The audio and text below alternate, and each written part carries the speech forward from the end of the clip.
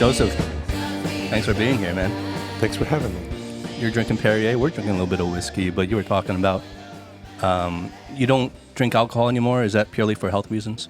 It is, yeah. About 5 years ago, I just changed my lifestyle. I dropped alcohol. I didn't drop red meat immediately, but during the pandemic, I dropped red meat. I found that my digestion was better and I slept better. Huh. And at the same time, because I'm 52, and I have a lot of friends who are my age, but a little bit older, and some of them were encountering prostate cancer. Mm. And it was, the latest research was saying that, and I'm not saying this to anger the beef industry. No, go ahead. That beef is appears to be significantly linked with There's cancer. a correlation there? Yeah, with cancer and especially prostate cancer. Is that red meat in general or particularly beef? I think it's red meat in general, but I think it's beef in particular because of I don't know the biochemical reason. I'm not that kind of doctor, but I had some friends one guy who was just a few years older than me who was diagnosed with prostate cancer, and the doctors told him to go vegetarian. Right. And these were Southern doctors. This was in the Southern United States. These aren't people who casually, make a recommendation. This is in Memphis, Tennessee, the barbecue capital. Well, one of the barbecue capitals of the so-called world. But anyway, and he, because the alternative was, at a relatively young age, he would have to have surgery. Mm-hmm. And once you have that kind of surgery, it can affect all sorts of things that you may not be ready for it to affect. Yeah, for sure. And so he took the step of going vegetarian, and it went into remission. Wow. And was that all he changed? Or he must have been on other medications, stuff like that? Chemo? Was he? No, was it no chemo. No. So there's been a lot of new research in cancer in recent years, the extent to which it's linked to viruses or injuries, or the extent to which it's linked to certain inflammatory properties of the food that you're eating. So I think that there's a lot that we're just really starting to figure out. And so it was funny because I was at a meeting in Yunnan recently. It was a global poverty governance meeting. There were a lot of diplomats, and there was this one friend of mine. She's a famous media person from Beijing, and she's from Pakistan. And I had just I just recently discovered my high horse of you shouldn't eat beef, and so I said, well, beef gives you cancer. She said that's nonsense, and she said look up what the prostate cancer rate is in India, because in India so many Hindus who don't eat beef, and it is well below the global average. And so then I flipped to Pakistan, where they where they love to eat beef, but they also, if you don't eat beef, they accuse you of becoming a Hindu. And so it's become like a cultural thing where you have to prove your Pakistani-ness or whatever it is by eating beef. And their rates of prostate cancer are much higher than the global norm. So then she was like, damn.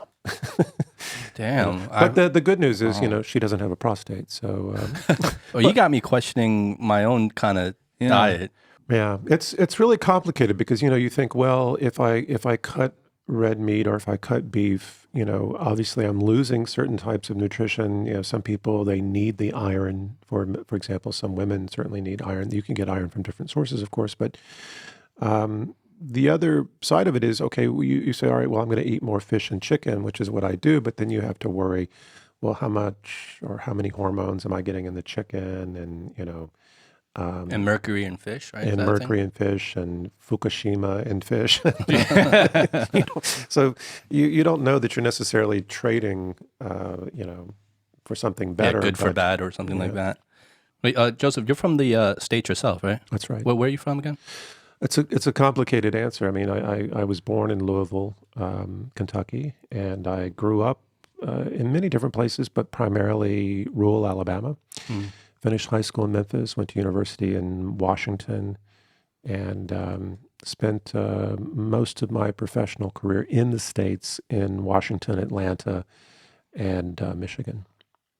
I didn't know this about you, but I saw in one of your interviews, I think you mentioned that you were formerly an epidemiologist, and you worked for the U.S. Center of Disease Control. That's right. I was my first graduate degree was in public health and epidemiology. I did my research in a cholera hospital in Bangladesh, and then about that time, this was 1994, USAID, which funded the research that I did, started cutting funding for international public health and started bringing money home.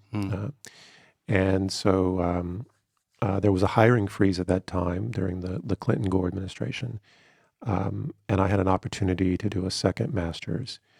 And so did that, but quickly, and then accepted a couple of fellowships at CDC that then matured into a full-time position. And then after a couple of years, I transferred up to Washington to a higher level position in the Department of Health and Human Services, but then became disillusioned with government service and went to live and work in Shenyang for a year before going back to do a PhD. What were you disillusioned about? Was it just like the bureaucracy of it all? Or? Well, I'm going to be careful in how I say this, but quite candidly, it was the corruption. What kind of corruption, if you don't mind talking about that?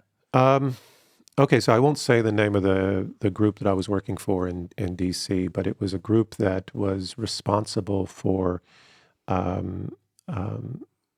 doing really big economic studies related to health, right? And these studies would yield all sorts of information because we had access to all the data. And, you know, if you could like find just even a little bit of useful information, you could save millions of dollars in terms of Medicare or Medicaid expenses, right? The U.S.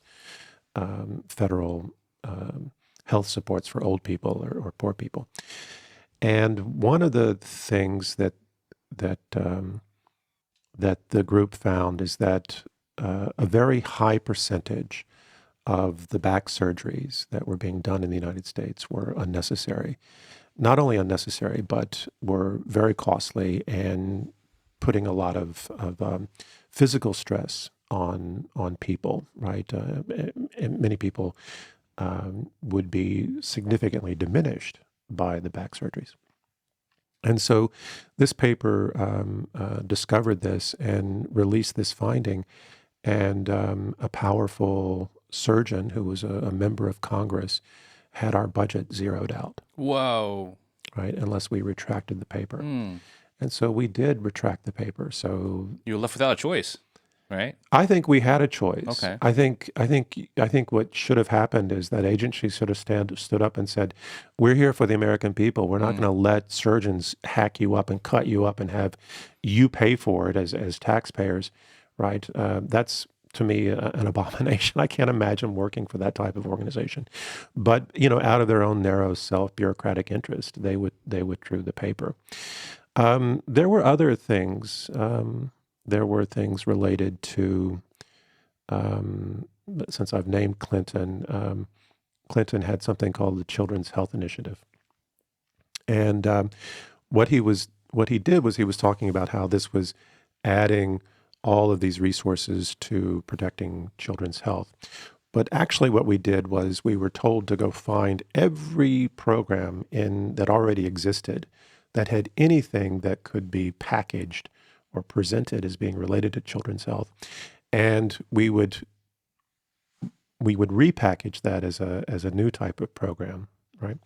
But at the same time, any place where we found opportunities to cut, we were cutting programs. So anyway, yeah, there were other things. There was, but there's no reason to talk about it.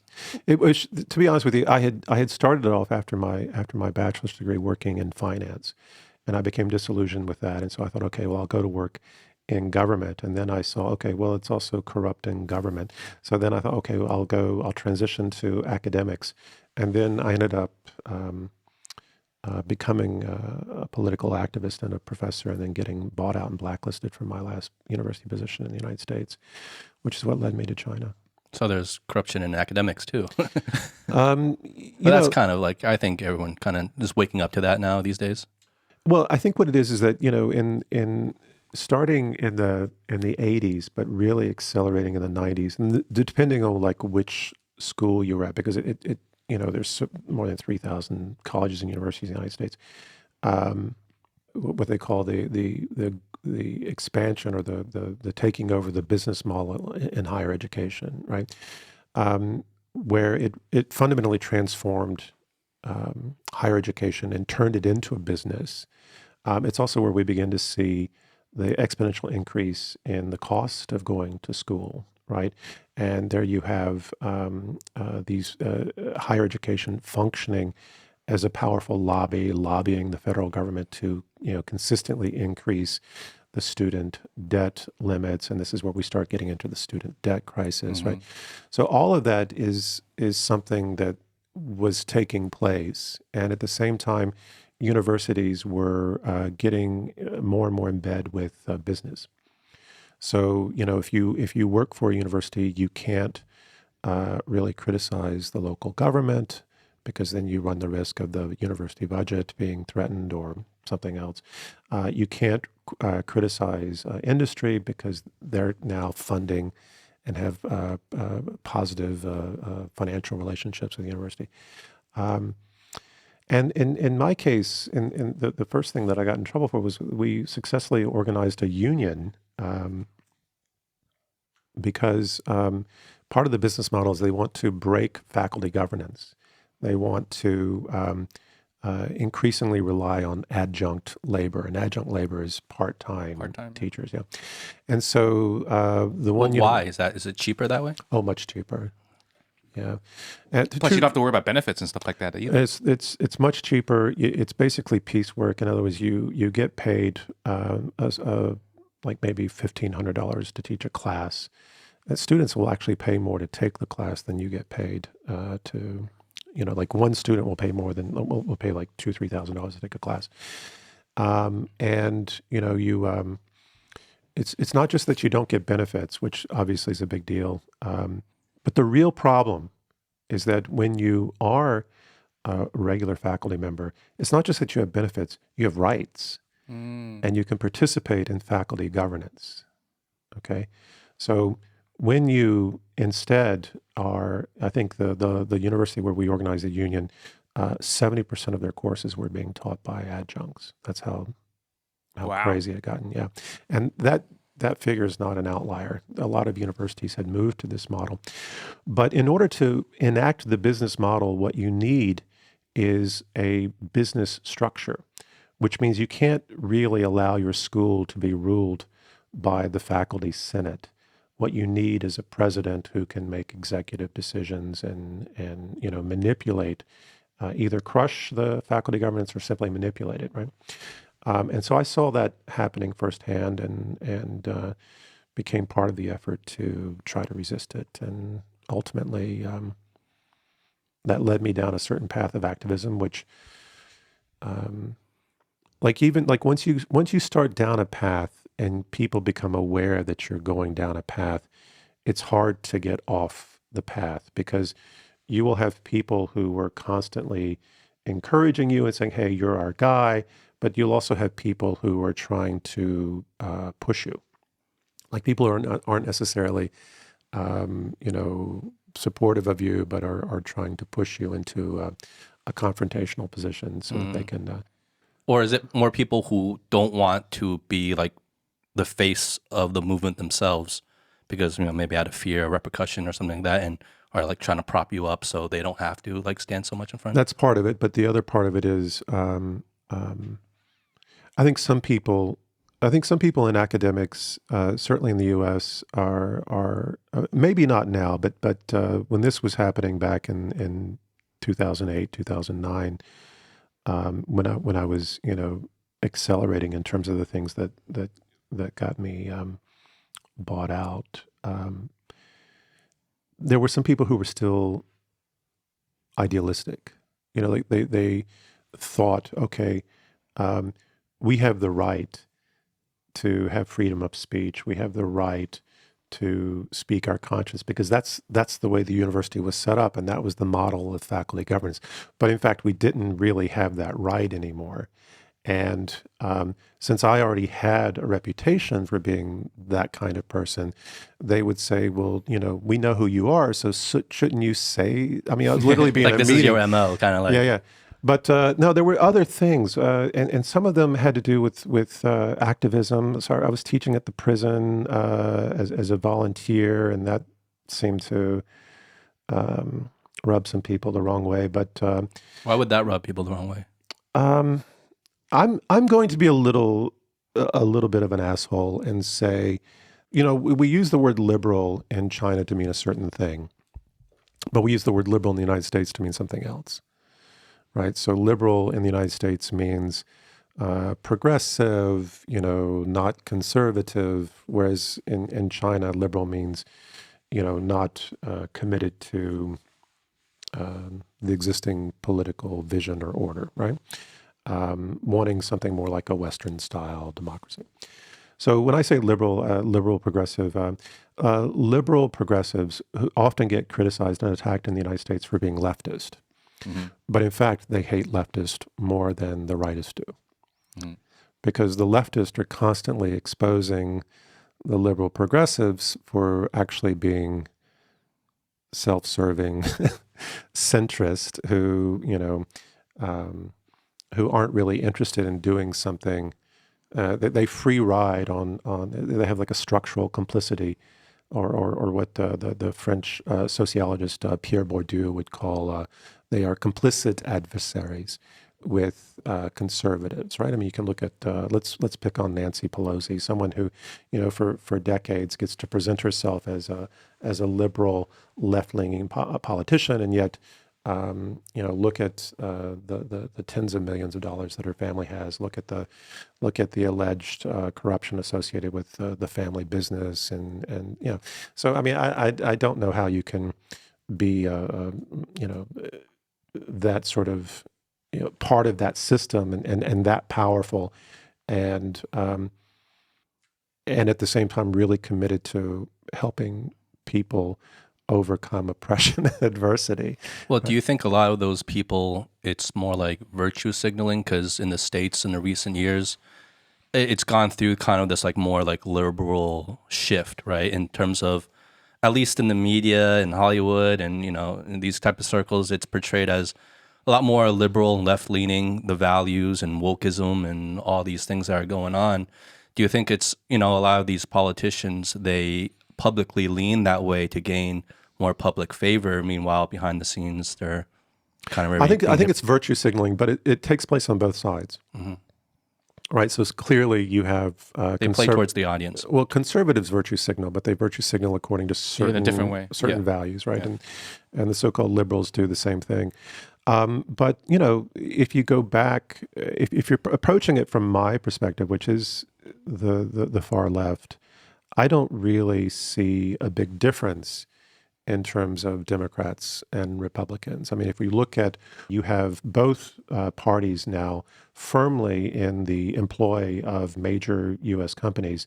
Major U.S. companies are equally giving to both parties. Yep. And as a result, they worked together to drop financial regulations, and this has accelerated financial crises, but also accelerated something else, which is a certain form of political polarization, where what we constantly do now is circle back to issues like abortion, like LGBT issues, right, as a politics of distraction, because what's really happening since the early 1980s is the decline of the middle class.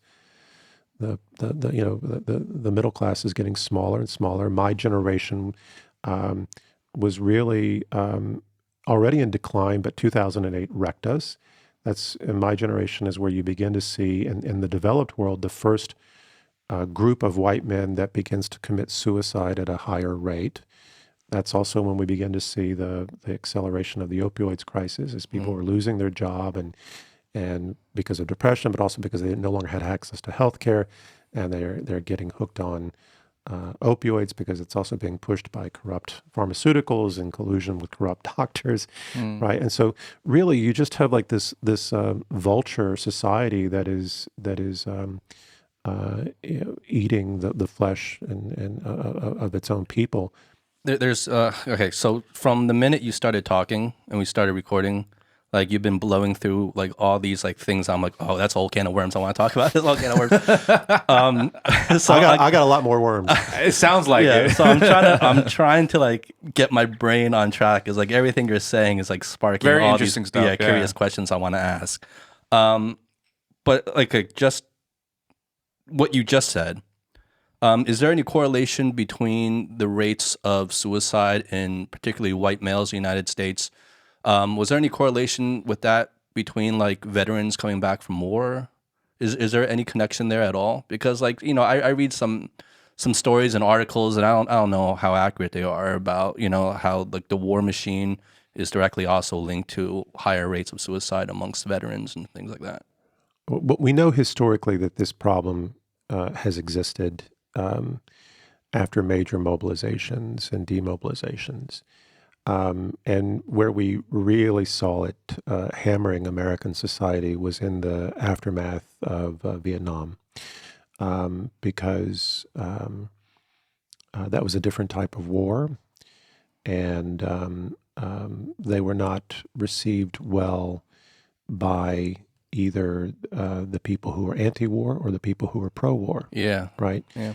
So there was very little, social support or protection, and this is where you start seeing so many of them ending up in prison, on death row, so forth and so on, homeless. But in the case of the war on terror, and I observed this in Michigan, where I was last. I was in West Michigan, and West Michigan was a place that had been hammered already economically before 2008, because the way that the automotive industry had changed. A lot of companies shifting to the South where they could get away from unions, but a lot of the production going overseas. And so this is where we had a lot of people joining the military from West Michigan.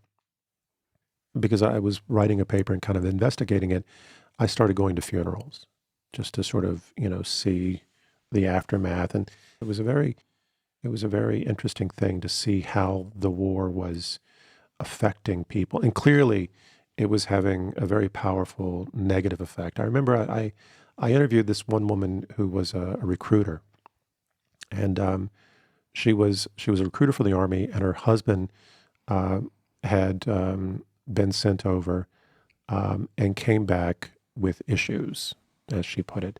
And these issues were accelerating with alcohol abuse.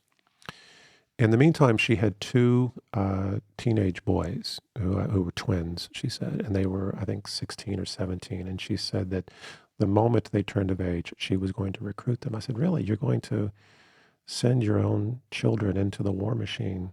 You've seen what it's done to your husband. It's led to your divorce. It's led to. She said, absolutely. It's so there is. What was it? Just like being patriotic? Like what was the motive there, or reasoning? I mean, I would phrase it in an unexpected way. I would phrase it as just a profound confusion about what it means to be a human being, and a mother. But I don't know. Was it that she was looking forward to meeting her quota by enlisting her own children? Was it that she was looking forward to the honor of being able to brag that she had continued a family tradition? I mean, people who get involved in the military, and I'm not denigrating. My father was a military man, and I was raised in that type of culture. So I think I understand it, especially growing up in the South. But I think there were many reasons why she was motivated to do it, but I didn't see any reason that I could acknowledge positively as a parent myself.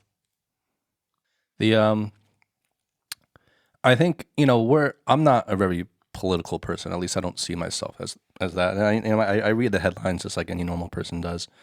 And I try to read between the lines from time to time. I want to get back to what you were just talking about, and like still focusing kind of on the political environment in the States. And this is where I get really confused, and I think probably a lot of people are confused as well. Maybe they just don't know it or don't admit it. In terms of like a lot of the labeling of left and right, as you were alluding to before, like, I mean, what are really the fundamental differences in the American political environment now between left and right? It just seems like people want to attach certain stances on certain topics and issues to whether you're left leaning or right leaning or far right, far left. Is that all it is? It just seems very confusing for me now. Well, I'm going to approach this question from let's just say a stronger position. So fundamentally, if we want to look at what are the two major different directions you can take in terms of resolving American problems, all right? And to be fair, we could say there's three, but the third one doesn't appear to be working. The third one is that you find some middle ground, some form of pragmatism, and people kind of work together and resolve things. But what we found is when people started working together, like when Republicans and Democrats started working together, they started working solely for the interest, for corporate and special interest, right? And so that hasn't really worked well. Like the centrist model? The centrist model didn't work well, not because people didn't lean towards centrism, but because the economics, the real economic relationships became obvious, right? Don't favor that. As well. Yeah, okay. And so that's so we could say, okay, maybe there's this middle approach, or what Tony Blair would call the third way, or what the Democrats called the New Democrats, or whatever. But it's been a disaster. So and as the Democrats and as the so-called left moved further and further to the right, the Republicans moved further and further to the right. And so what you've seen as a result is that there have been increasingly become sort of two radical wings, one which is a radical left and the other which is a radical right. And the radical right, so for example, you can talk to a lot of Americans who voted for Trump, and they didn't vote for Trump because they thought he was going to fix the problem. Like many of the people that I talked to, they said, no, I voted for Trump because he was going to break it, right? In other words, that they no longer believed that the current system could be reformed. And there's good reason to believe that. I mean, we're unable to reform the Constitution at this point. We're unable to effectively advance significant economic reforms because they're too disruptive. And the way that the American economy is structured now, the way that it is depending on the dollar as the supranational currency, right? If you take the dollar away, the power of the dollar away as a global currency, I think the U.S. economy is a house of cards. I think we see this in 2008. I think we see it again in 2020 when they increased the money supply by 27%, and then which has global implications, right? This is what really sparks global inflation. What is it, like the weaponization of the dollar? No, what it is it's two things. So they did two things. They increased the money supply by 27%. That's what the Fed did in terms of monetary policy.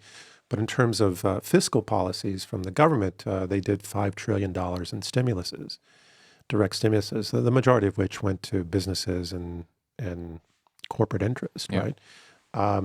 But most of it, which had very little to do with sustainable investment.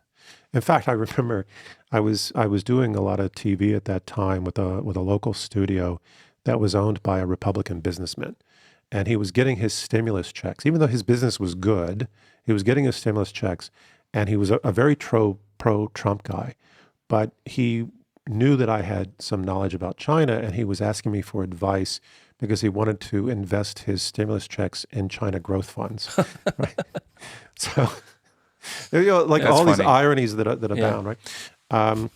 But in any event, there are two basic. The system is unable to reform itself, and it's dependent on the hegemony of the dollar, and so this is why we see these new efforts towards de-dollarization, and we see that happening in China, India, Indonesia, Russia. Right before the conflict began in Ukraine, you had the EU, Russia, and China talking about alternatives to the petrodollar, right? And there's some questions about, well, we can get into that sort of thing, and I think we can touch it without getting into conspiracy theory. We can talk about a lot of facts there, but nevertheless, the U.S. has reached a position where it's unable to really reform, right? And and this has allowed its special interests to further entrench themselves in ways that are continuing to undermine the middle class and create all sorts of other social problems. And so as a result, what you see are two sort of radical movements or solutions that are beginning to fester within the American polis, right? One of them is the radical left, the other is radical right. And the radical right is increasingly, not everyone, and not everyone is, I think, as clear-minded in terms of what they are actually thinking, but what I see is more and more people kind of fantasizing about a military dictatorship, some type of one-party rule, and I think there were some people who hoped that Trump would break it bad enough that would be, the obvious solution to it. So one of the things that really delighted a lot of people about Trump is the extent to which he stacked his cabinet with generals, and how he had to get all these. Because if you take flag officers or military officers into your cabinet, you have to get special exemptions for them, right? If it's been within too short of a period since they served, right? And so he brought a lot of military in. Now, there's another reason for that, but it appealed to these people who were looking for a more militaristic or military-oriented thing. But to say what other people would say is you have to look at the growing right-wing political movements that we're seeing in Europe, in Italy, for example, Hungary and other places, Poland and so forth and so on, that were certainly intersecting with Trump, Bolsonaro in Brazil. In fact, there are people who talk about Putin being more a mirror image of Trump or vice versa than this outlier. I'm not so convinced of all of that because in many respects, I think Biden has been a much worse and much more damaging president than Donald Trump. And I have absolutely no affection for Donald Trump. And it absolutely abhors me to think that these two jokers they're currently the front runners and that, we're going to go through this again. The left side, and you can see, I think, this a little bit with Bernie Sanders, but then also moving a little bit further with Antifa and some of the stuff that we saw in Seattle, right? And some of it goes back a little bit to the Occupy Wall Street movement. So there's been this growing leftist movement that is saying, okay, no to the military direction because, by the way, military government never works long term. It always fails. Every time you look at it in history, it does not have, there are reasons why you don't want your military running things, right? The number one reason is your military becomes really bad at doing what its primary job is once it becomes responsible for managing the affairs of the state, right? This is something that Jiang Zemin did in China many years ago, right? Going back to the Yan'an period of Chinese history, the PLA had to take responsibility for feeding itself. And so, this is back when they were really poor and they were really struggling. And so the PLA would start, cultivating crops to feed themselves and getting into businesses. And even into the 1990s, you had a lot of PLA-owned businesses around China, right? But in the late 90s, the party said, no, you got to get out of business, right? And forced the military to sell all of their assets. And the term in Chinese was, from henceforth, the army will eat imperial grain. In other words, we will feed you. You don't feed yourself. And instead, you will focus solely on your mission. And this is really sort of the start of a new era of professionalization in the Chinese military. And it was interesting because in the West, the there were all these pundits who said, "Oh, you can't push the military out of business; they'll push you out of power." But that didn't happen, right? The military actually left business in ways that I think surprised Western pundits that the party had that kind of command, and still do, and even more so today. But and certainly you can find radical totalitarian impulses and even movements on the left, right? But they're usually disguised. It's not so like in your face. You know what I mean? Like these more social cultural movements that happen, that they disguise it. well, the main problem in the United States, again, this is me approaching it from a radical leftist position, is that the first principle of the American system is private property rights. And a lot of people, they don't understand what that means. What are private property rights? And so, for example, I have my phone here. I'm wearing a coat, clothes. I don't own a house now, but if I did, so some people would say that's my private property. No. In fact, if we're speaking properly, that's personal property, right? Private property is very strictly the right to own the means of production. And this is something that really begins to emerge in a way that is economically and politically significant. So the problem is a lot of people conflate private, personal, and public property. Public property is that which is owned by the state, and hopefully in a way that actually benefits the populace and not some narrow group that characterizes themselves as a state. But because of, I think I don't want to say it's so simple that Americans conflate private and personal property, but you do have a lot of people who own absolutely no private property, who mistake the very meager things that they have, which is private property, which is personal property, as private property, right?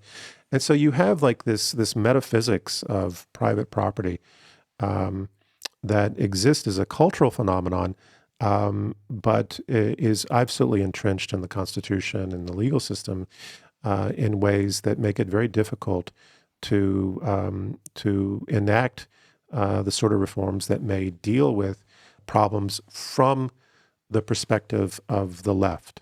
Okay. Well, I want to cut you off for a second because I'm still a little bit confused. Sure. With the difference between personal property and private property. Okay, so the difference is easier to understand in the sort of original historical meaning of the word. In the early days of Henry VIII, all of the country is owned by the king. He owns all the land. Okay, and what he does is he gives titles to various people that he acknowledges, and he gives them, okay, you can be the Duke of such and such, or the Viscount of such and such, or the Earl of such, and they get a certain amount of land. And on that land, there are peasants, and those peasants live in a subsistence, feudal mode of production, right? And then, they get to keep enough to survive, and whatever else is left over gets passed up, okay?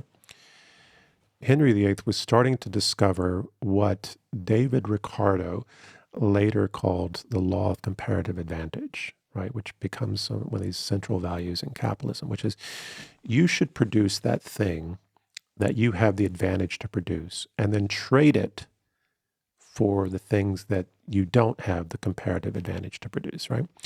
And what the British were starting to figure out that they had that was better than anybody else in the world was wool. Oh, okay. Okay. And the value of wool, because it's pre-synthetic fabrics, right? The value of wool, as many of you know, is that it can get wet and you still stay warm, right?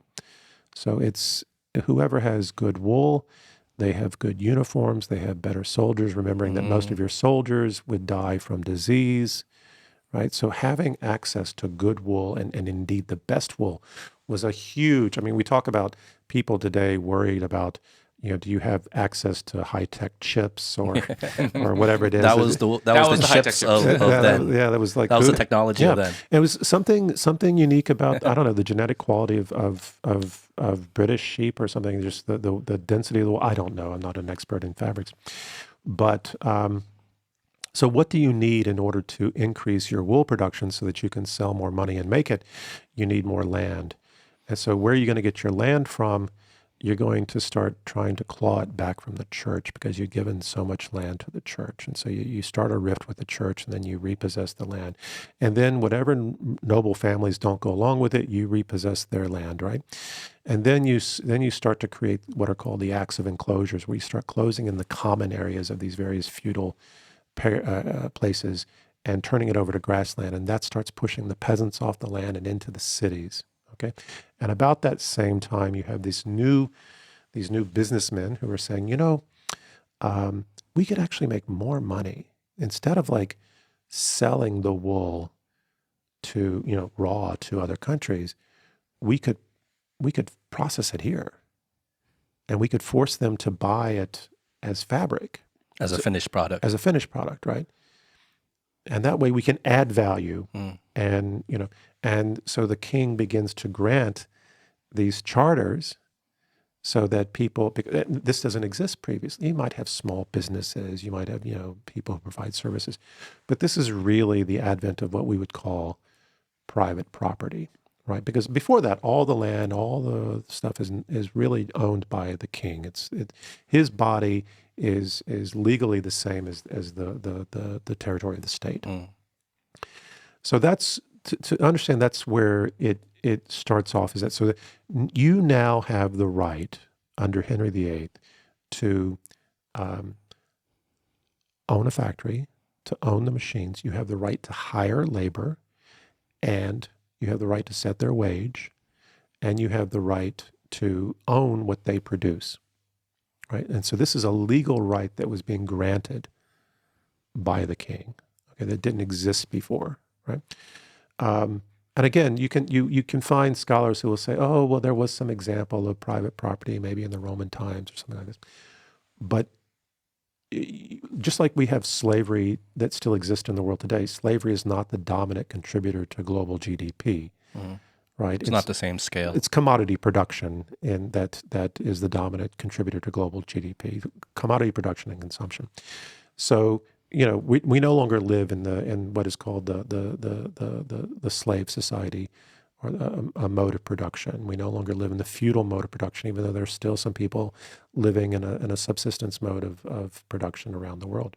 There's still islands of slaves, people who get caught coming out of certain parts of the world that are hoodwinked into these slave islands, apparently, and they're worked to death. Okay, that still happens. I remember when what's his name, Colin Powell was the Secretary of State. He released a report, which has since been deleted from the government servers, saying that there were more slaves in the United States while he was Secretary of State than during the run-up to the Civil War. See, this is what you do, Joseph. You talk about one thing, and then you drop a bombshell of worms, and it's just like it completely detours us into like a whole new thing that I really want to get more into. I was talking to one of my friends on the way over here, and I said, you know what, I'm going to have fun with these guys. So to go back, you were trying to say, I was trying to answer your question, like how do we understand the difference between private property and public property, right? And personal property.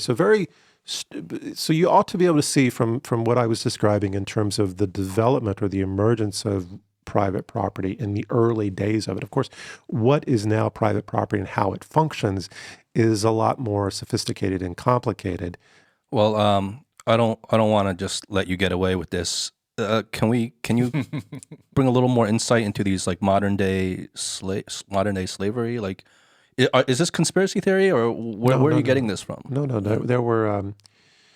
I haven't looked at it in a couple of years, but if I recall correctly, so the first dramatic example is I believe that there were cases of Rohingya coming out of Myanmar that were, basically getting transport with illegal carriers. and they were being carried to, with the promise of being taken to Australia, but instead they would be taken to some island where they were put to work as slaves. I think there were several. What kind of things are they being put to work for? I don't know. I don't know if it was agricultural work or manufacturing, but these were stories that were circulating in mainstream media a few years ago. But when Colin Powell was talking about it, when he was Secretary of State under George W. Bush, he was talking about not just slaves, because we know that there are several cases of people who actually hold people in slavery in domestic labor situations, but also I think he was including in this sweatshop workers who were illegal and had their passports taken from them, and they were being forced to work at a certain rate and had no freedom. They weren't able to freely move. There were a lot of problems. It was like the exploitation of illegal immigrants, right? And then that was the next big issue. Well, wasn't there like a few months ago a headline in the States? I think it was near the southern border. I'm not sure. Don't quote me on that. But it was like they found a whole like trailer full of a container full of migrant workers who were like locked up, and like a lot of them died, right? Yeah. No, that happens quite a bit. And then we had, of course, a problem with sex trafficking. A lot of women coming out of Asia. For that, we had a lot of migrant workers coming out of Latin America, Central America, that were, providing a lot of the labor. I mean, one of the things we don't talk about in the United States right now is why we have a labor shortage. And there are 2 or 3 reasons. I mean, what the right says is, it's because people got all these benefits and they don't want to work anymore.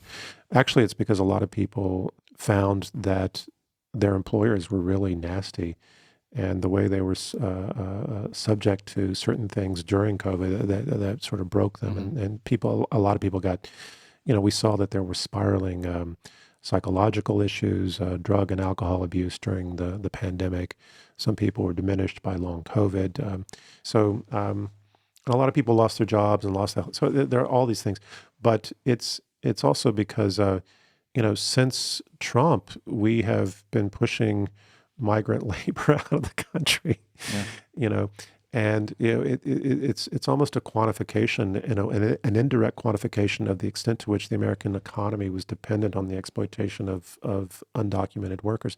In fact, there were 5 or 6 things that I did, and I'm not going to go through all of them, that got me bought out in Michigan. But one of the things that I did that really irritated them had to do with this.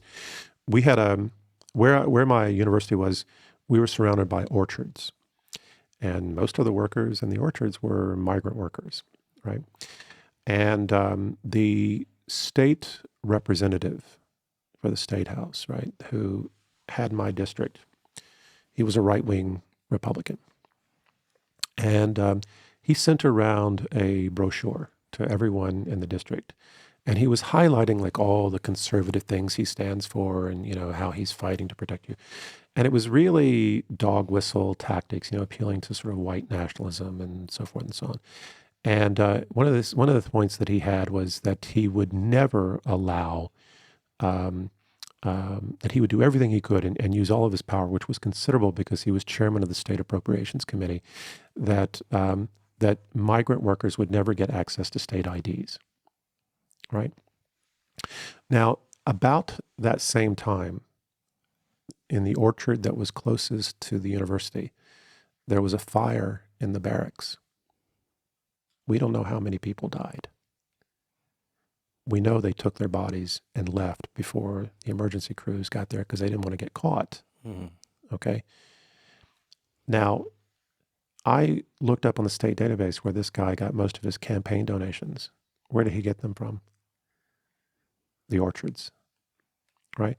So the very people who are exploiting that labor and can exploit it because it's undocumented, that's their guy in the state house who's pandering to white voters and saying, I'm going to protect your jobs and make sure, these people never get a state ID, right? When what she's actually doing is contributing to the structural oppression of everyone. So there was never an official death count for that, or was there an official death count? No, there was none. No. No.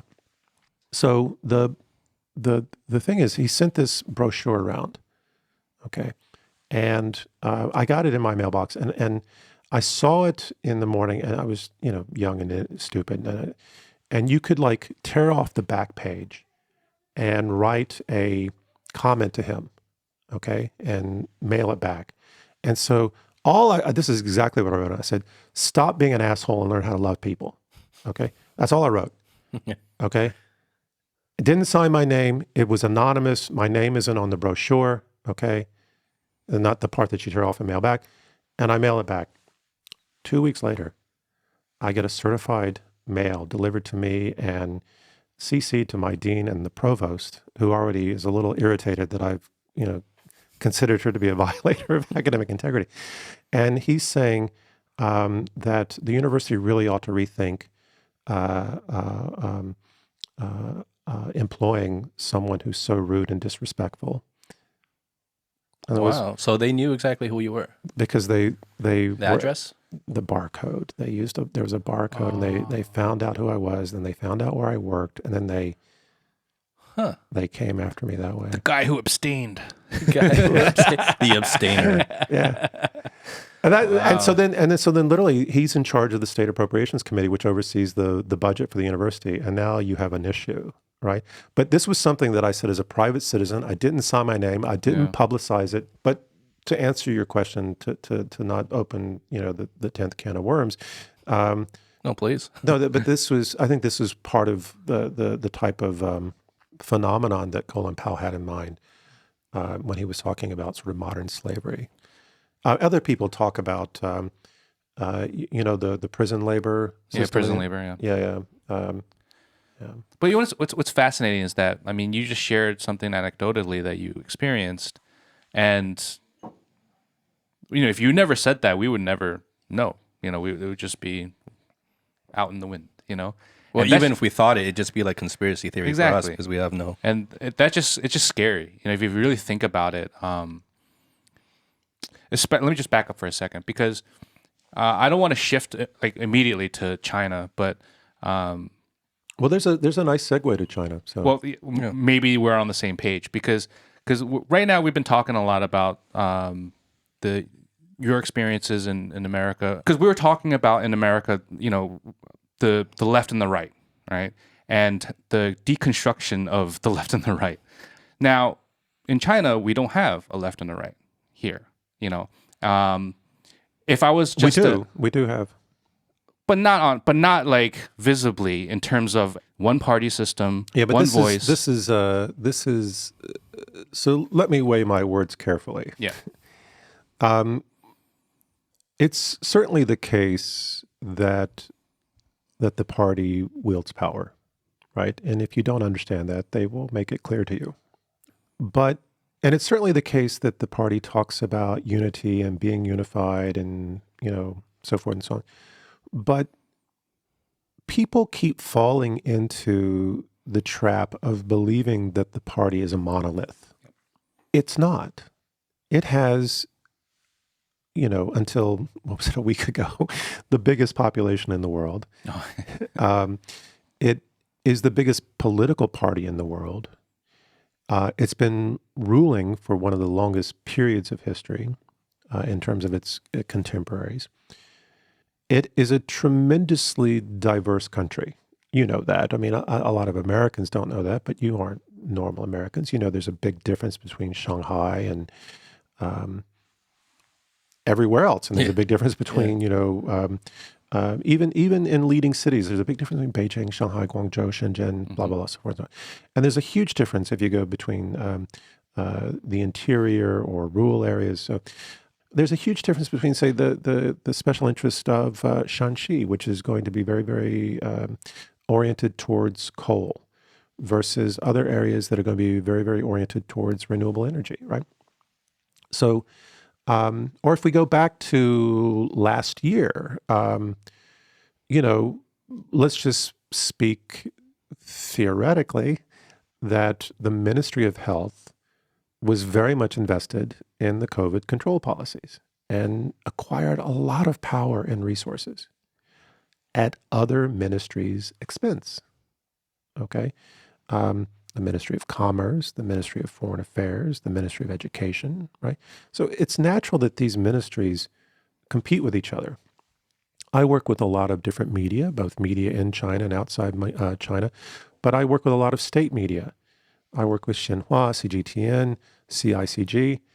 They all compete with each other. They're all interested in their own intellectual property. If you're telling a story with one person and someone else copies that story on a different platform, that's trouble, right? Yeah. So there is a competition that takes place even within government. Now, certainly before there was a bigger problem with factional politics. That was cleaned up along with the anti-corruption campaign along with corruption, with the anti-corruption campaign, which if we phrase that properly in the old Chinese Marxist terms, it's a party rectification campaign, which is you have to do if your system is based fundamentally on democratic centralism, which is the theoretical construct at the heart of the Chinese system. So the idea that there isn't a whole lot of difference or competition or you can be loved by one part of the government, but hated by another part of the government. And I had a friend some years ago who was doing some research about a case where the government was trying to build an incinerator in Songjiang district, one of the outlying districts of Shanghai. And there was this huge, what in English we call NIMBY movement. You know what a NIMBY? No. Not in my backyard. Oh. Okay. It was this NIMBY movement. Okay. Mm-hmm. And there was some evidence to suggest that, and it was like, oh, that's, because people protesting and, getting involved.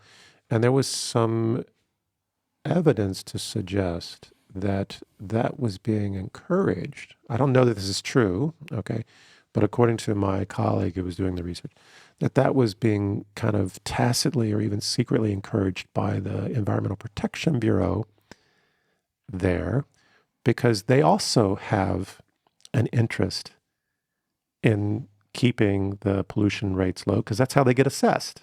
Yeah.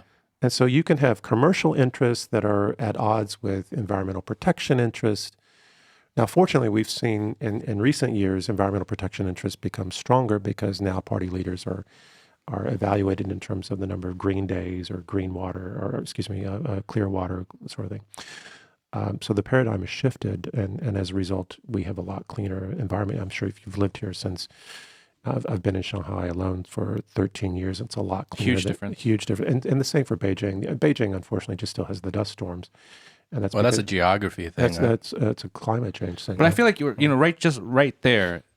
If I was a listener, our listeners from America who may not have as much information or research on China's political system are already going to be like, oh, okay. You know what I mean? Just right there. And we're just touching a little bit. Well, yeah. Well, going back to kind of the point, I think, or the question you posed, Howie, and this is Joseph, you explained it in much further detail than I understood, but I always believed that, of course, the government isn't a monolith. It's like so huge, and the operation and tasks that are confronted with them. I think to Howie's point, people, especially people in the West, but even some people here, want to oversimplify and draw a straight line from the president of China to a straight line directly down to like what happens on the ground. And it's like a straight line, like, oh, you did this and now that, but in between, there is so much bureaucracy, so many different levels, all this internal things and whether it's collaboration or competition going on, that it is a governmental system. It's not just one person on top telling everyone else what to do. That's like a lot of people still feel that way. Well, because it's intellectually simple to frame it that way. Yeah, there are two ways there are two sort of things to add to it that I think will help elucidate. The first is the biggest impediment to policymakers is the government itself. In other words, bureaucracy.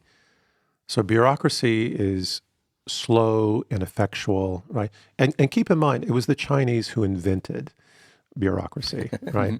For better or worse, right? So one of the things that you see is that when the government, the top leaders, they always talk about reform, and there are basically two types of reform in the context of our current conversation.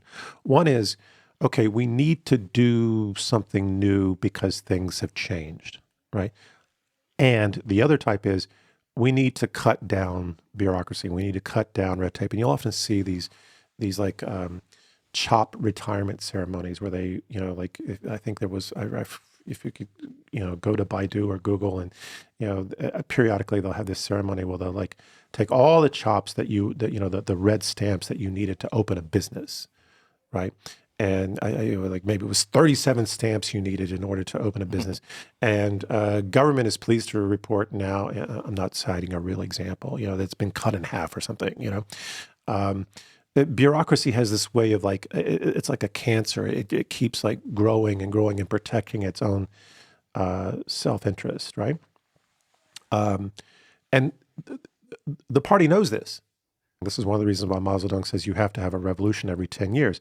Against whom? Against the state itself, right? Because the state becomes the biggest impediment to progress. And if your job, and this is really the job of the CPC, this is what they use to validate, really, if you want to get down to the nuts and bolts of it, their validation comes from the fact that they can make the argument, and they make it all the time, that they have been responsible stewards of the national interest by accelerating development in order to close the gaps that had opened between them and other countries that those countries were using to exploit and give us the century of humiliation and so forth and so on. And so, why does the party so adamantly support the current leader? It's because, and why did they get behind his anti-corruption campaign? Because who's really being targeted in that campaign? The party itself, right? They have to cut their own wrist. It's a witch hunt within the party. Yeah, right? You have to clean it up.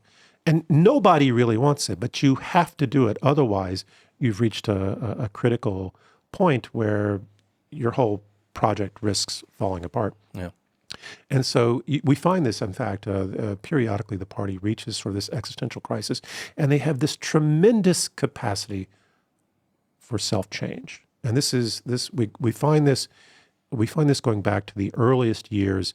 But my point is that the party had to learn to change itself before it could learn how to change China, right? And so you had the Qing dynasty, Qing now with a G, unable to reform. And when they finally do try to reform, it's the thing that actually leads to their fall. And then you have the Kuomintang, which was, for various reasons, it's an omnibus party. All these people rush in to join that political situation when it becomes clear that the Qing is going to fall. And so they inherit all of these old interests that are not actually interested in change. And so they get stuck in a certain paradigm and unable to make substantial progress. And then you have the Japanese problem expanding. And it's within this milieu, of course, the Chinese communists are going to survive and then find their footing and be able to move forward. But they do this because they learn how to change themselves. And each time that they've approached an existential crisis, they've had to learn how to survive that and change them. So there's a long history of the party doing this. There's no like future promise that they'll always be able to do it, but that's what they've been doing so far. So it's funny because in the West we have this thing called the collapse thesis, and the idea that the party's going to collapse at a certain point. Any day now, any day. And if you've been in, I'm not that old. You can find people who are older than me, but I remember these discussions. I was educated by some of the top China people in the U.S. They've been saying it in congressional reports since I've been listening. Since the 90s. And, and it's true. Every once in a while we reach sort of a crisis point. But what's interesting is how China turned the corner, but it was encountering new challenges from within, and how it was able to turn that corner and solve those problems with the current generation of leadership, but how that in turn led to more aggressive policymaking from the U.S. And once it became clear that it's going to complete the anti-corruption campaign and consolidate and reconsolidate the party position, that's when they launched the trade war. Okay. In other words, I suspect, I haven't seen any papers, and I know that it sounds a little bit like conspiracy, but the moment that he consolidates the anti-corruption campaign, this is the moment when they're supposed to start moving to reform the state-owned enterprises, which is really going to help fix some economic issues, okay? And so that's the moment when the U.S. launches the trade war, which then makes it more difficult to reform the state-owned enterprises. I would think, given what I know of Washington, and I don't, and this is really sort of a double-edged point, given what I know of Washington, there are some smart people there, but God damn, they do a lot of stupid shit too. So I don't know, like if there was a smart person there, I would have said, okay, start a trade war because that'll undermine their ability to make the reforms. And then we need to advance that towards tech decoupling, because where they really close the gap is by closing the technology gap that we were really exploiting previously. Tech finance, they're now on par. So I suspect that there's a broad strategy starting with late Obama, moving through Trump all the way up to Biden. There's a lot of consistency across the board. And that's bipartisan, by the way, right? Yeah. It's really driven by the defense and intelligence establishment, which doesn't really change. It's not, you can find partisan elements in those things, but that's an institutional structure that has consistent. It's the only part of the U.S. government that sort of consistently has and acts on long-term planning. This is getting into an area that has, in the recent years has been very top of mind for me in terms of my own personal anxiety. From your vantage point, where do you feel we stand now in terms of the U.S. China relations? Obviously, it seems to be going in the wrong direction. I mean, that's easy to say. Very contentious, but like I feel like you probably have a deeper insight into this behind the curtains. Where do we stand now? Like how screwed are we, regardless of what side you're on? Like how close to war are we really? That's a good question, and it is the most important question. There are two most important questions in the world right now. That's one of them. The other one is, what about climate change? And to what extent is the first question related to the second question? Right? That's from my perspective. But I'm going to make you unhappy by giving you a convoluted answer. Okay. So on the one hand, it's absolutely apparent that the relationship is way off track, that it hasn't yet reached its nadir, and it threatens possibly war, right? There are not unreasonable concerns that the United States may try to turn Taiwan into Ukraine, right? We can put this in factual context, right? On the one hand, the U.S. has advanced the Indo-Pacific concept in which it's trying to draw India into an alliance. It has South Korea and Japan into alliance. They have troops, they have weapons in both of those countries. The U.S. has now admitted that they have troops in Taiwan. They have recently expanded access to Philippine military bases. Oh, that's most recent, right? Yeah. And in fact, that was done a few days before Biden's ridiculous spy balloon thing. Yeah. Oh, yeah, I want to get into that too. Okay, So, go on. And there's AUKUS too, right? Then AUKUS, which is, of course, the really dramatic thing where you have the United States selling, or what I would prefer, the word proliferating, nuclear submarines, nuclear weapons to Australia. And some people say, well, a nuclear submarine isn't really a nuclear weapon. I go, well, yeah, it is. Yeah, it is. Yeah, how is it not a weapon? Yeah, and it's not just that, but it's also, the U.S. is now stationing B-52s, nuclear-capable B-52s in northern Australia, right? So you have all of that, and you have, what was it 2021 or 20? I think it was 21. The American nuclear submarine that wrecked on a seamount in the South China Sea. It was a huge scandal. The commander was sacked and so forth and so on. But how close did we get to a major because they're all swimming around there now, frantic, churning the waters. As someone once joked, they feel sorry for the fish. But the key issue is you have the U.S., which is upgrading a controversial missile system in South Korea. You have all of these things that are taking place while the U.S. is also trying to convince European countries to expand NATO's remit to include China. Wait, NATO's what? To include China? Remit, that they would not only be focused on Russia or other immediate threats to Europe, but that they would also be include China in their. Got it. And this is where you have the weather balloon situation. So right as the United States is concluding the negotiations to expand access to the Philippine military bases. So all of that's taking place. And you had this incredible demonization of China, right? Yeah, we talk about that all the time. Yeah, and just remarkable. And all that nonsense about Xinjiang, which, by the way, accelerates the moment Trump decides to abandon Afghanistan to the Taliban. The Taliban, who the United States created in the first place back in the 1970s, they founded with the ISI in Pakistan, the Talibs, to go in and fight the Soviets who were there to support the socialist state that was there. And so, we governed that state so poorly that they let the Taliban come back into power, right? And what did we do? We left them all the weapons. Overnight evac, right? Yeah, we left them all the weapons, and then we turned around and said, "Oh, they're going to hurt the women," and no, we're the ones.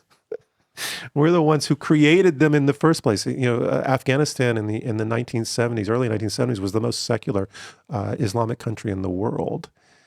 They were so secular. They elected a socialist, inclusive government, and that's what sent off the alarm bells in Washington and in Pakistan, because they were worried that this would lead them into a natural alliance with India and the Soviet Union. And if anyone knows anything about the geography of Afghanistan, they sit on massive mineral wealth, a lot of those minerals which are related, of course, to strategic defense issues. And so, there's this concern that whoever gets control of Afghanistan has a competitive advantage in terms of strategic positioning. Anyway, I promised that I wouldn't go that far off track, but here we are in Afghanistan. I love it. What was? I'm here for it. But you asked the question. Let me take me back to the question. Oh God, I don't even. War, possibilities of war. So possible. So you were going to get to the balloon too. Yeah, the balloon. So all of this is taking place, right? All this garbage is taking place, and the same week, so demonization, China this, China that. And in the same week that the U.S. does something which really should have set off a lot of alarm bells in Asia with expanding military access to bases in Philippines, what does the U.S. do? It accuses China of violating American sovereignty, threaten American sovereignty with a balloon. Now, was it a spy balloon? How do we define spy balloon? Weather balloons collect information. They collect them in real time. Could some of that information have strategic value? Maybe. Okay. Apparently, according to the U.S. government, a lot of these balloons have come over China. Apparently, the U.S. sends a lot of balloons over China. Was this the old rules of the game? Do countries do most of their spying through hacking and satellites and HUMINT? Yes. So the extent to which I think their spy programs rely on balloons, which don't have they don't have much control over, right, is something that boggles the intelligent imagination.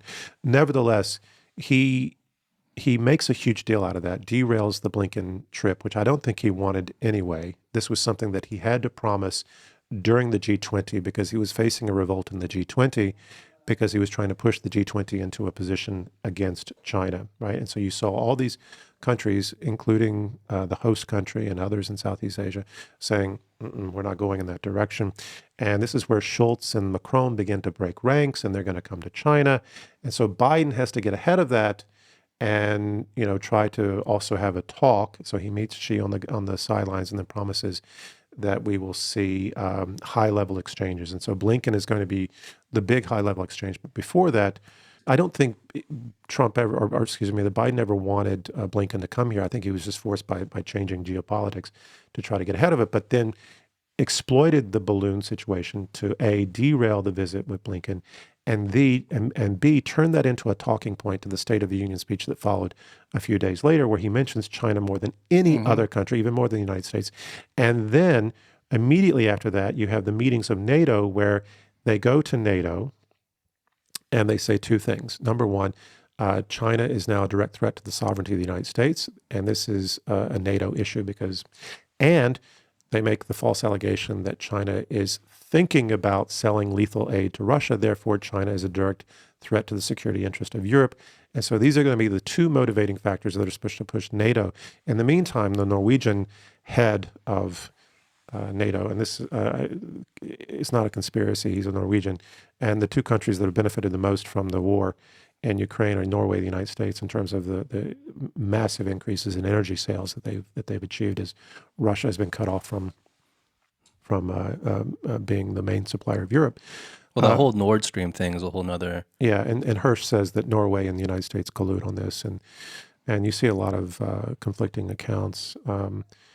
I'm inclined to believe that Hirsch is probably on the right track in so much as I don't think the Russians would have blown up their own pipeline, and I don't think anyone else had the operational ability to do it.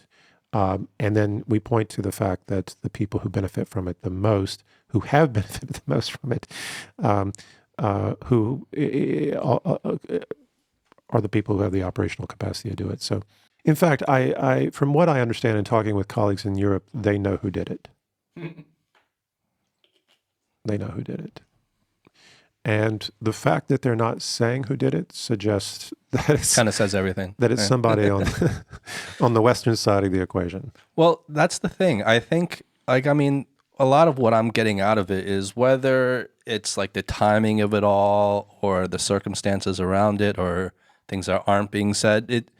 Everything's like just so suspicious when you kind of start piecing it all together. Right. So, but we have to be careful because the other side of this thing that I was going to say, because I said it was convoluted, and what I've said so far is not convoluted. It's very straightforward. Yeah, that's true. The other side of it is last year, China and the United States recorded their highest level of trade ever. Yeah. Okay.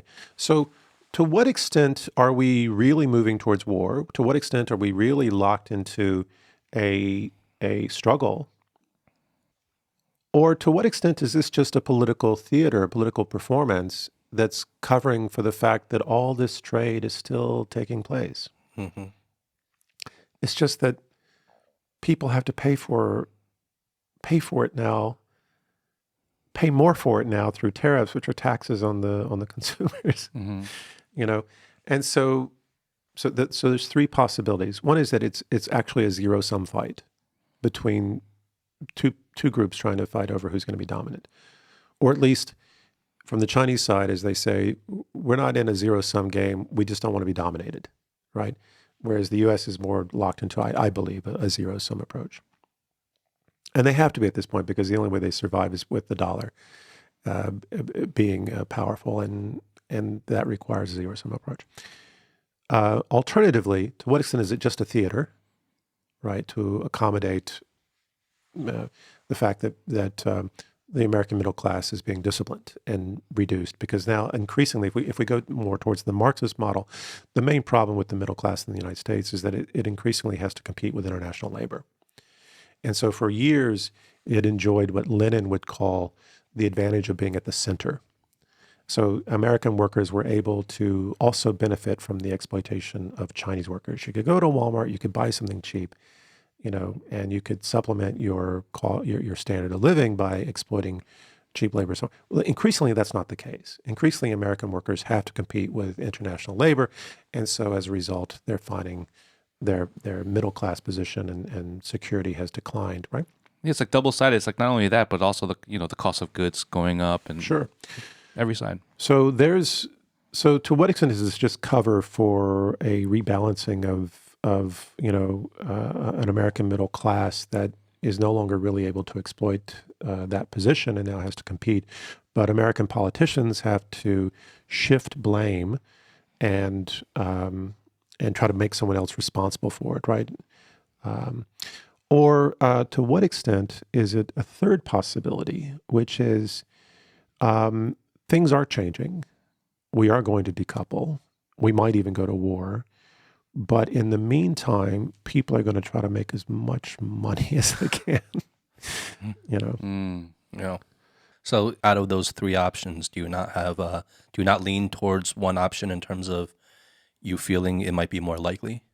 Okay, so my biggest concern, my two biggest concerns are climate change and recently published research indicates that China is the most vulnerable country in the world to climate change. It has the three subnational economies that are most vulnerable to economic losses, according to one study. What vulnerabilities are these? That extreme weather will cause economic losses. Is it geographic It's two vulnerability? things. It's two things. So first, where do you have your biggest development? That's where you have your biggest risks to economic loss, right? Yeah. And most reliance on energy too, right? Right. But also coastal regions that are susceptible to tsunamis. The number two country, by the way, is the United States. Number three is India. Russia, by the way, is by some estimates the country that benefits the most from climate change. How's that? Melts the ice and snow, gives greater access to the northern seas, extends the growing season so they can produce bigger yields, and above all, that they depend on selling oil, and oil directly contributes to global warming. But there are studies that say that Russia will be devastated by infrastructural losses. As the permafrost melts, it will destroy a lot of highways and so forth. My sense is that the economic benefits to Russia from climate change certainly, even in the most questionable sense, certainly improve until the mid-2030s.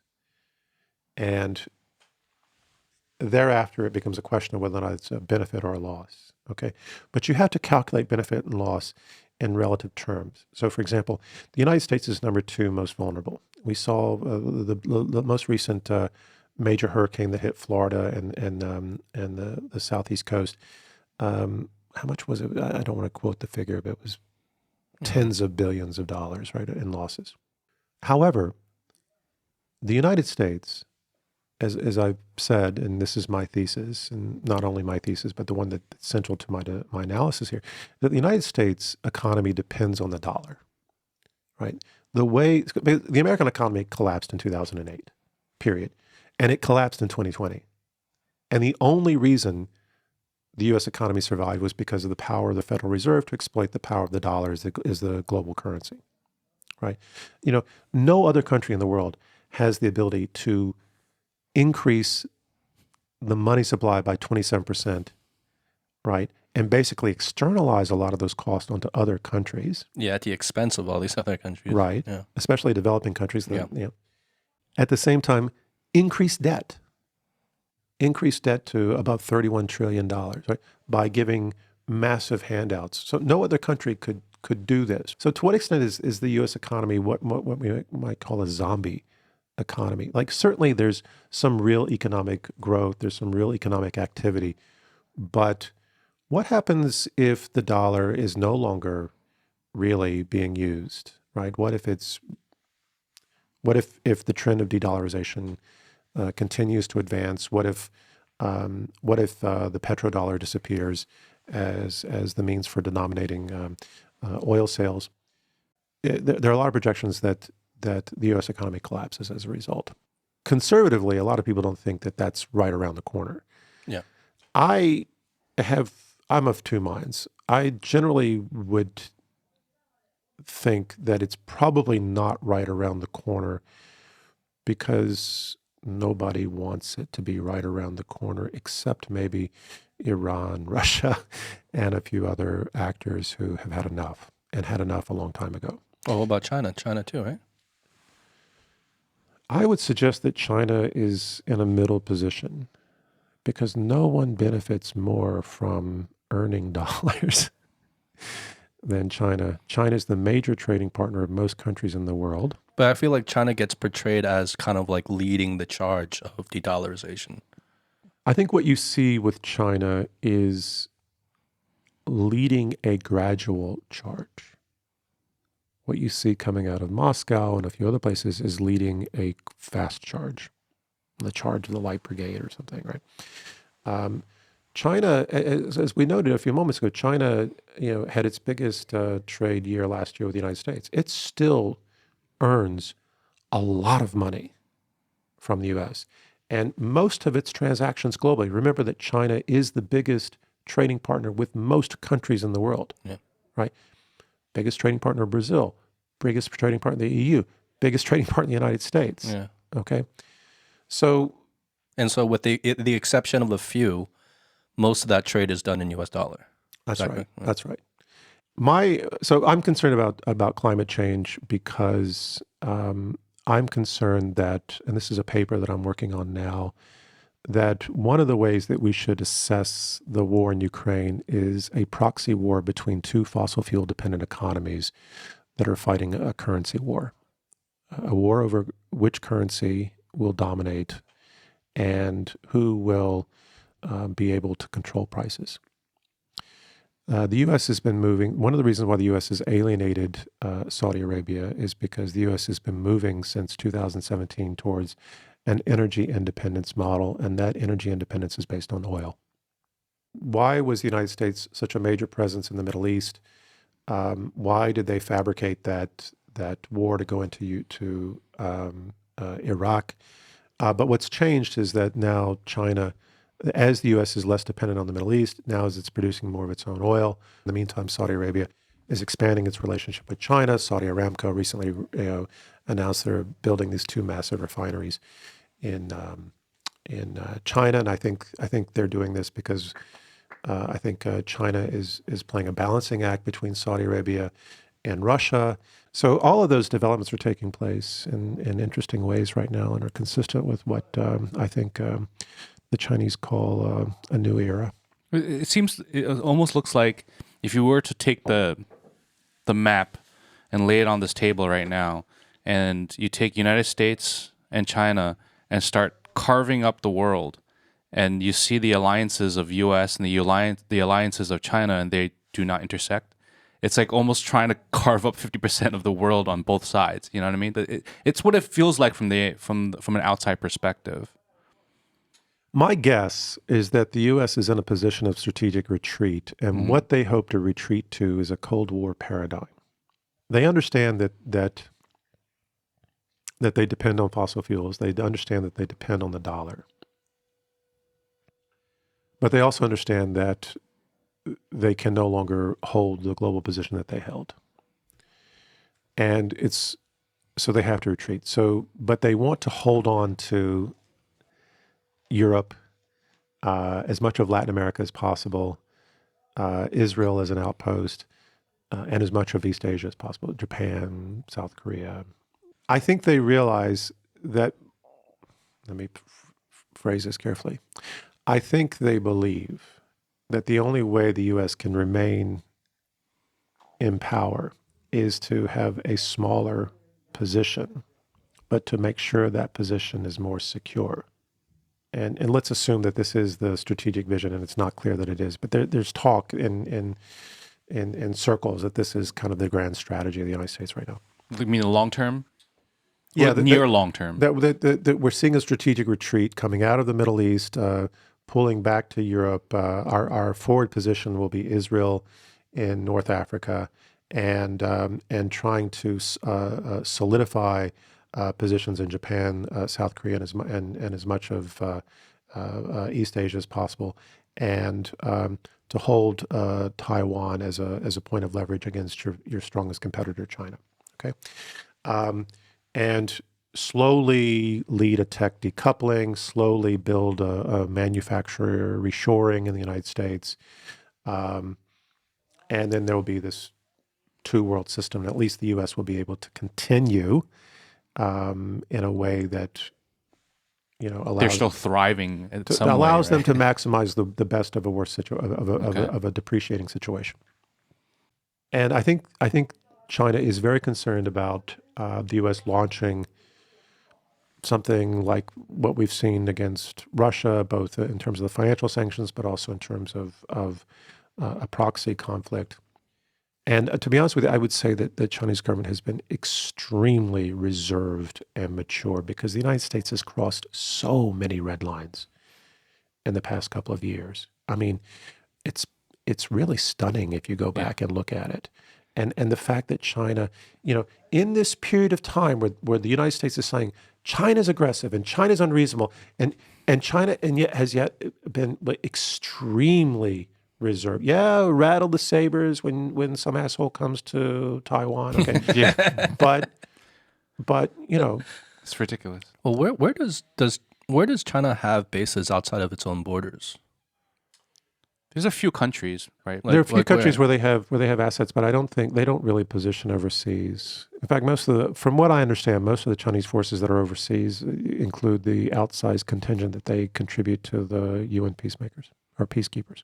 The key is this is where I think we have our best chance to derail what I see as a dark American path, and that is China now advancing what Beijing is calling the Global Security Initiative, where the first major fruit of this is the resumption of diplomatic relations between Iran and Saudi Arabia, which, oh my God, that's a huge. And by the way, it's directly connected to oil and the petrodollar. Mm-hmm. I'm optimistic. We know that President Xi just spoke with President Zelensky. Mm-hmm. We know that Macron came here and gave support to the peace initiative. Lula came here and gave even more vocal support. I think China's vision is the only way we survive this dark transition is that China has to become a global peacemaker. And that, more than anything else, will expose what the United States is doing, but not just in terms of public opinion and whatnot, but more to the point of what happens if they make peace with a effectively or successfully negotiate peace in Ukraine. I suspect the next. I know they're talking about Israel and Palestine. I think this is political theater. If it's not, I'm sure it's genuine. But I'm not that optimistic about it. Okay, because the U.S. can play such a powerful spoiling role there. But maybe they can do something. And certainly, I think they have to make that offer. Given It's on the wish list for sure, right? Sure. After the Tehran Riyadh deal, you have to think anything is possible. But I suspect that, and this is just me speculating, okay? I suspect that if this can be solved in Ukraine, then China will turn around and let Putin mediate a resolution of differences between China and India. And then Never thought that. And then, because it's real close anyway, Mm-hmm. once that happens, the Indo-Pacific concept begins to collapse. Okay, and then just by India becoming friendly and not a threat, that puts all kinds of pressure on Japan. Okay, and that will put all kinds of pressure on South Korea. Yeah. And that'll put all kinds of pressure on Singapore, which is already walking a fine line. But, there's a big U.S. naval base in Singapore that we don't like to talk about, okay? And all of that will put pressure on Taipei, right? And then that 20-year stupid-ass nuclear deal that Canberra signed up for, you know. Um, Well, Joseph, to kind of like wrap it up, because next time we have you on, I think we just need to like focus on like one or two things we want to talk about and dive really deep in. Otherwise, we go for this roller coaster ride, which has been fascinating, by the way. But I kind of want to tie it off with, and I think it's an interesting question to ask you, as especially as a professor of politics. I've been finding that maybe talking to normal people about politics in general, and usually when I talk, it's usually something China related or U.S. China related, that it's becoming more and more intellectually unfruitful to talk about these things, because I feel like everyone is already kind of dug in on their positions, and so there's really no or even militantly apolitical. yeah, Like yeah. dug in on the position. Yeah, of well, no apolitical. matter where they stand, they're dug in. And I see like kind of two things kind of converging at once. It's the what I like to call, and I don't know how you're going to take this, but it's like the religion of politics now, where I feel politics is the new religion. Back in the old days, religion was kind of like the main justifier of going to war, or certain policies and laws, or territorial claims. And I feel like, well, that's basically exactly what politics are today. And people are just as zealot as they were back in the day about, Christianity or any religion, and about spreading it as they are about politics, especially when it comes to, the key terms of like democracy and freedom. They're used almost as like religious ideology, and labels now. And then you have the convergence of that kind of ideology and religion of politics with media, and how media is now designed to really only filter through the most extreme points and headlines and incendiary things. And I kind of see these convergence of these two things creating, I feel like, this atmosphere where there is like an intellectual or cognitive decline in terms of how people think about what's going on in the world, and reasoning, lack of thinking about yeah, it. lack of thinking and justifications and understanding history and historical context, and really looking into events and all these little things that lead up to certain things and understanding it. But people kind of just take the headline and the snapshot of what's going on now and form like very hardcore judgments and opinions on those. What's your thought on all that? Yeah, I had like 20 thoughts when you, and I don't say that in a patting myself on the back sort of, but as a frustrating sort of, because I was looking around, could I find a pen and a pencil so I could make some notes?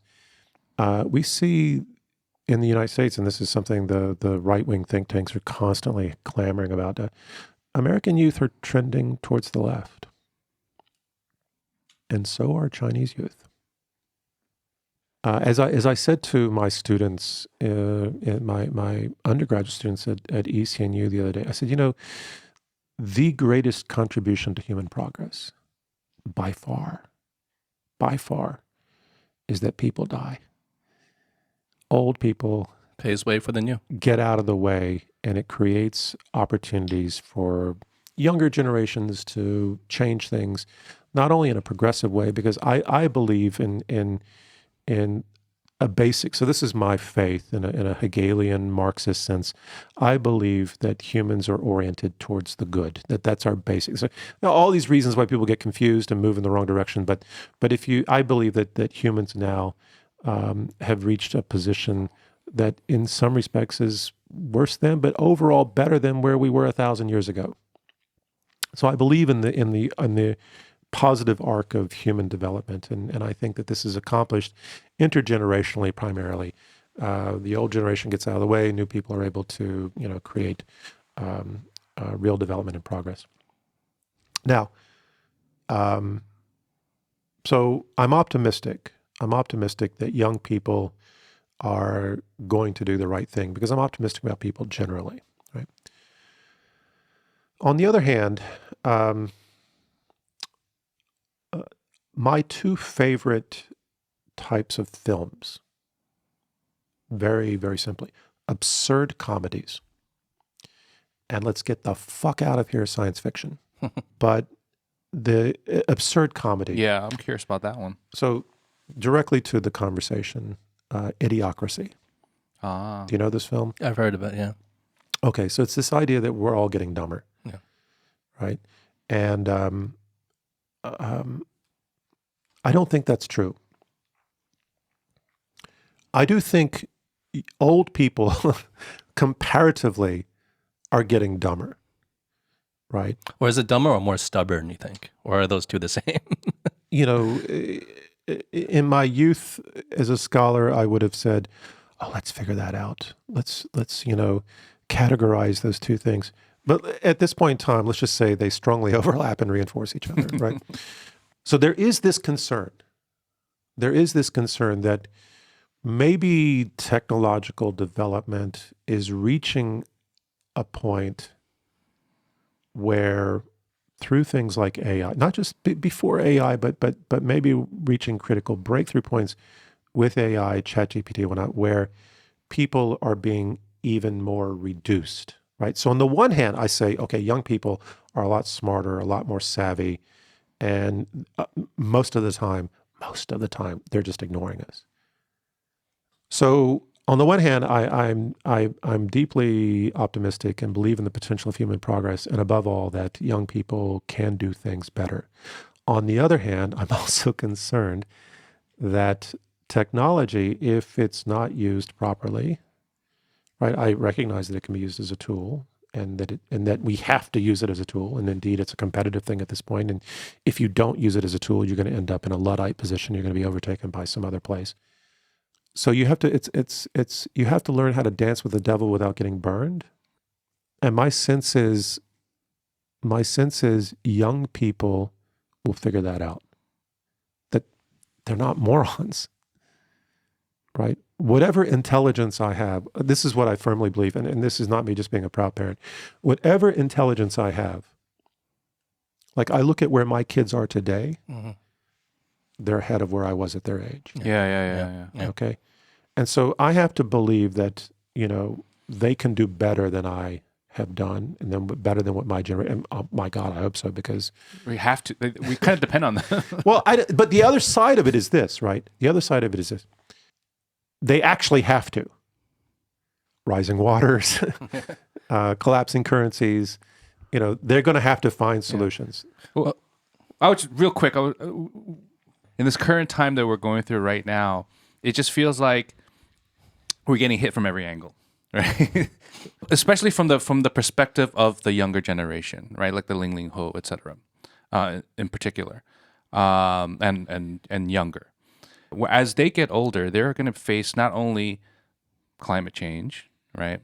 Not only geopolitical aggravation, but also the technology.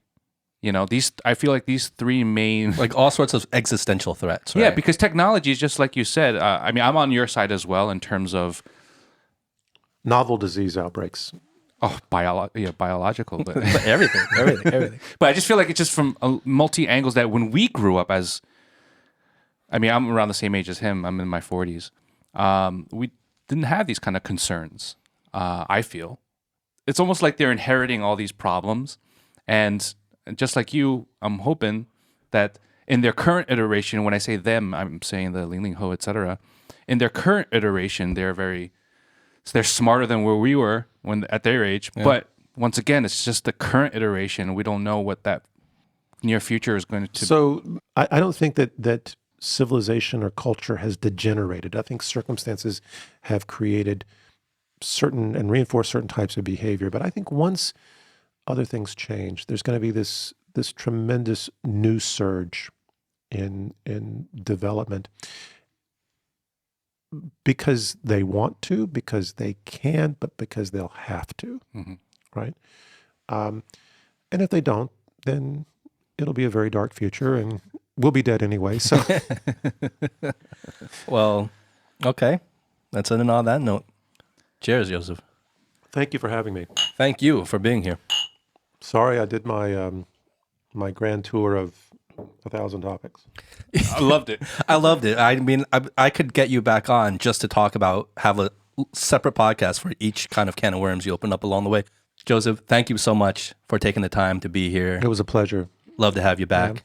I love people... your studio, by the way. It's a wonderful you. place. Yeah. Thank you. Where can people find you if they want to reach out to you or connect with you? For most part, I really am an old head, and so the where my main media presence is LinkedIn. I was recently compelled, funny enough, through my association with Chinese state media to create a Twitter account, but I have not really invested in that account. I think I have. Will you slap with the state media tag? In Twitter? Yeah, on Twitter. I don't think so. But most of the you will be soon enough. But I think most of what I post in Twitter is related to state media because that's where that content is. Mm-hmm. But in Twitter, I'm at Mahoney Shanghai, Mahoney. And then on LinkedIn, I'm just under my full professional name, Josef Gregory Mahoney. And my affiliation with East China Normal is there. So if people start looking for me, they'll find me. But yeah. I was waiting for him to be like, yeah, I'm an old head, so you can write me in snail mail. Yeah, no, my P.O. boxes. I have become overly dependent on WeChat. So yeah, well, as we all have. But again, Joseph, thank you once again for coming on. It was a pleasure talking to you. Well, that was Joseph. I'm Justin. And I'm Howie. All right, guys, be good and be well. Peace.